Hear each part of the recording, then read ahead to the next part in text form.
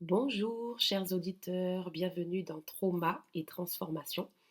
Je suis Eva Lomba-Lebihan, neuropsychologue, autrice, formatrice, et ce podcast est inspiré de mon livre Aimer après le trauma, publié aux éditions Erol. Si tu découvres aujourd'hui ce podcast, je t'invite à écouter les épisodes précédents afin que nous puissions ensemble suivre le fil de cette réflexion pas à pas. Aujourd'hui, j'aimerais te proposer une réflexion un peu différente.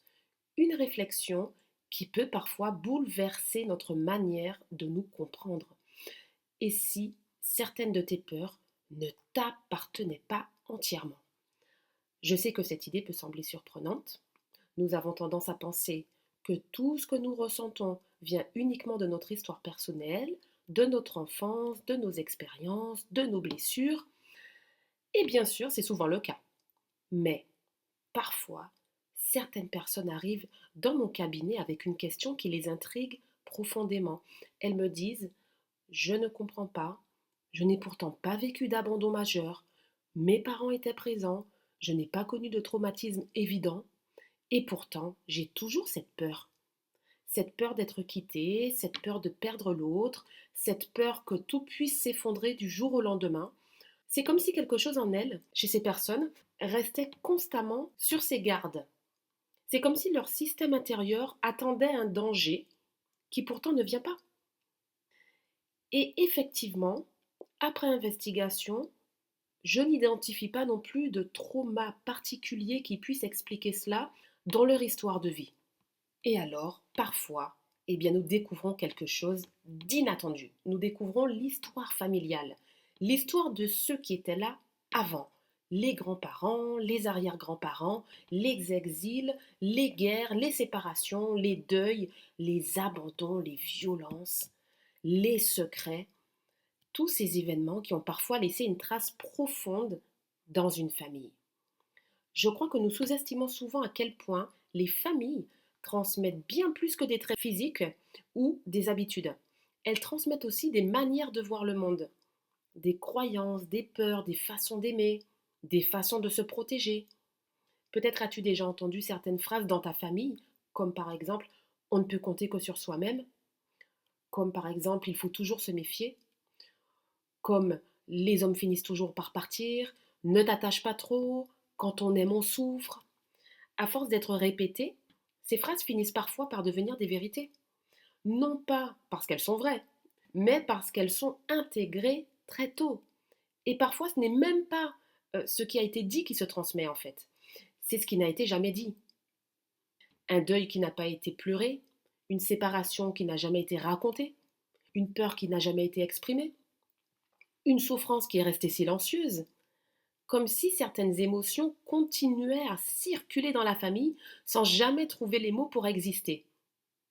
Lorsque nous commençons à explorer notre histoire familiale, nous découvrons parfois des liens étonnants, une peur de l'abandon qui résonne avec une histoire de guerre ou d'exil par exemple, une difficulté à faire confiance qui semble traverser plusieurs générations, une angoisse de perdre l'autre qui existait déjà bien avant notre naissance.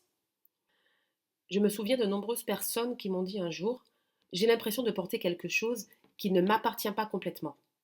Et souvent, cette intuition mérite d'être écoutée.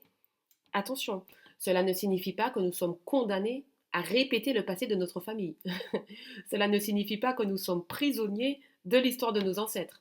Bien au contraire, je trouve même cette idée profondément porteuse d'espoir, parce que si nous pouvons prendre conscience de ce qui nous a été transmis, alors nous pouvons aussi choisir ce que nous souhaitons continuer à porter. Et ce que nous ne souhaitons pas continuer à porter, eh bien nous pouvons le transformer. Je crois que l'une des plus belles formes de guérison consiste justement à cela. Regarder avec respect l'histoire de ceux qui nous ont précédés, reconnaître ce qu'ils ont traversé, honorer leurs blessures sans pour autant continuer à les rejouer. Nous pouvons aimer notre famille sans répéter toutes ces peurs. Nous pouvons reconnaître un héritage sans le laisser diriger toute notre vie. Nous pouvons accueillir ce qui nous a été transmis tout en créant quelque chose de nouveau, quelque chose de plus libre, quelque chose de plus conscient, quelque chose de plus apaisé. Parce que ce que j'observe, c'est que parfois nous sommes rattachés à cette histoire, à ces histoires familiales, dans une forme de conflit de loyauté. C'est comme si être loyal à la famille, c'était continuer à porter cette douleur, alors que nous pouvons au contraire choisir de la transcender, de la transmuter, choisir de créer quelque chose de plus libre, de plus conscient, quelque chose de plus apaisé. Aujourd'hui, j'aimerais donc te laisser avec quelques questions. Quels sont les récits d'amour, de séparation ou de perte qui traversent ton histoire familiale? Quelle phrase entendais-tu lorsque l'on parlait de relations amoureuses? Quelle peur semblait revenir de génération en génération? Et si certaines de tes réactions étaient liées à une histoire plus ancienne que la tienne? Que changerait cette compréhension dans le regard que tu portes sur toi-même? Prends le temps d'y réfléchir, avec curiosité, avec douceur, sans jugement, car parfois, comprendre ce que nous portons est déjà une première façon de nous en libérer. Je te remercie pour ce moment partagé. Si cet épisode a résonné en toi, n'hésite pas à le partager à une personne qui pourrait en avoir besoin. Et si tu souhaites soutenir ce podcast et m'aider à diffuser ces messages au plus grand nombre, je t'invite à t'abonner, à laisser un commentaire et à attribuer un maximum d'étoiles à l'émission.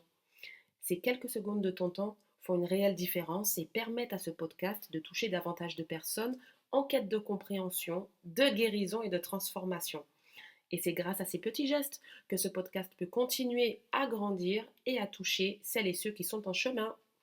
Si tu souhaites aller plus loin dans cette réflexion, tu peux retrouver l'ensemble de ces thématiques approfondies dans mon livre Aimer après le trauma, publié chez Erol. Je te retrouve très bientôt pour un nouvel épisode de Trauma et Transformation.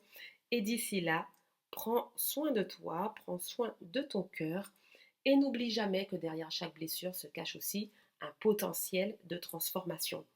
Souviens-toi que comprendre son histoire n'est pas s'y enfermer, c'est commencer à s'en libérer. À très bientôt!